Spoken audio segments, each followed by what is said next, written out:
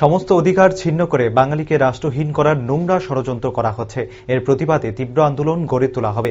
রবিবার এমনই গুরুতর কিছু অভিযোগ নিয়ে আন্দোলনে সরব হয় আমরা বাঙালি দলের রাজ্য কমিটি। এদিন শিবনগরস্থিত সংগঠনের কার্যালয়ের সামনে বিক্ষোভ প্রদর্শন করা হয়। মূলত আসামে এনআরসি প্রসঙ্গে এদিন গলা ঝাড়েন সংগঠনের নেতৃবৃন্দ।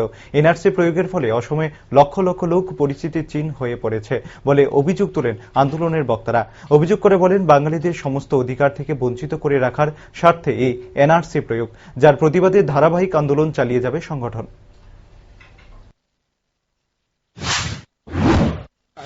আজকে আমরা যে কারণে আপনাদেরকে ডেকেছি, আমাদের এই যে বিক্ষোভ, তাৎক্ষণিক বিক্ষোভ, এটার কারণ হচ্ছে আপনারা জানেন অতি সম্প্রতি 2-3 দিন হলো মাত্র অসমে নতুন করে অসম সরকার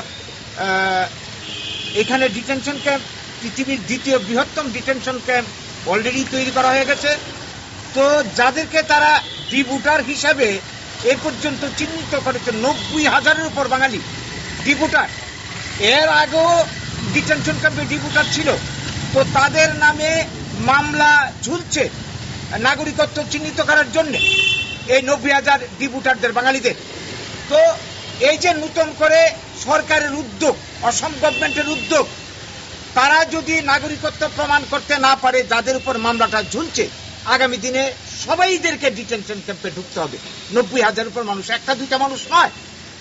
তো এই যে ব্যাপারটা আমরা দীর্ঘদিন ধরে বলে আসছি যে একটা গভীর চক্রান্ত আসামের বুকে চলছে। আপনারা জানেন 2019-এ এই এনআরসি প্রয়োগ করতে গিয়ে আসামের বুকে প্রায় 20 লক্ষের মতো বাঙালি, যার মধ্যে অধিকাংশ হিন্দু বাঙালি, প্রায় 14 লক্ষের মতো হিন্দু বাঙালি রয়েছে, আর অন্যরা রয়েছে, মুসলিম বাঙালি রয়েছে, অন্যরা রয়েছে, তাদেরকে বিদেশি বলে চিহ্নিত করা হয়েছে।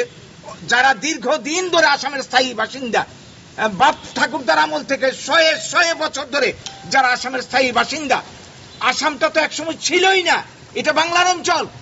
আজকে সেখান থেকে তাদেরকে বিদেশি রাষ্ট্রহীন চিহ্নিত করে উৎখাত করার চক্রান্ত চলছে এনআরসি প্রয়োগ করে, এবং তাদেরকে ডিটেনশন ক্যাম্পে পাঠানোর চক্রান্ত চলছে।